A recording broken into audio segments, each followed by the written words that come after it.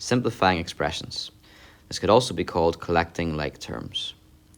4x, 5, 3y, etc. They are all called terms. They're individual things, so to speak, or individual terms. When you bring them together, when you have a collection of terms form an expression.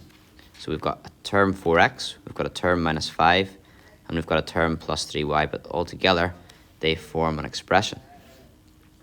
Now 3x, 8x, and 4x, they are like terms. They're all numbers of x. 5y, minus 8y, and 2y, they are like terms. They are all numbers of y. And even just numbers 7, 9, and 4, they are like. They're just numbers. But 7 is unlike with 5y. And 7 is unlike 3x, because these are x terms, these are just numbers.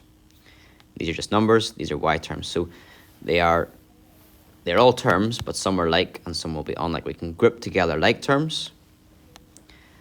We group them together, but we also can keep them separate. So here, we wouldn't group anything together because they're all different types of terms.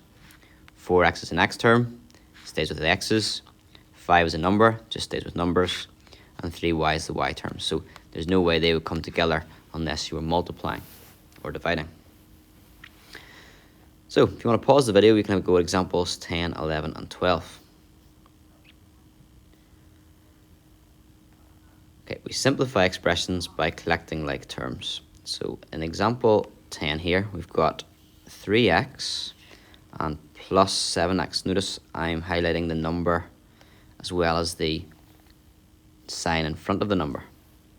And 3x plus 7x would give you 10x. Then if we look at the plus 4y, that's a y term. And there's another term that's like, the plus 2y. They're both y terms, they're both like. Plus 4y plus 2y would give you plus 6y. Example 11. Here we've got a 10x. Is there any like terms? Yes, there is. There's a 4x. But that 4x is negative. We've got to make sure to take the sign with it.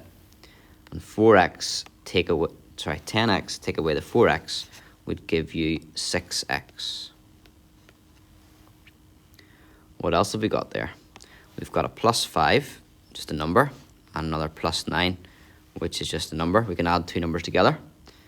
5 plus 9 gives you your 14.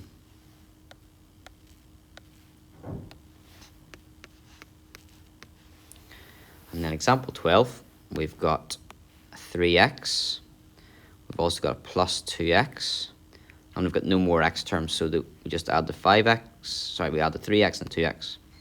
And that gives us the 5x. Then we've got y terms as well. We've got a minus 3y minus another 4y. If you ignore the factors that they are y's for a second, you've got minus 3 and you're taking away 4, which means you've got minus 7. So if you have minus 3y and you take away another 4y, you'd have minus 7y.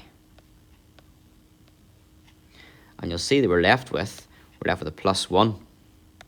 Now that 1, it's not an x term, it's not a y term, it's going to be on its own, it's just a number.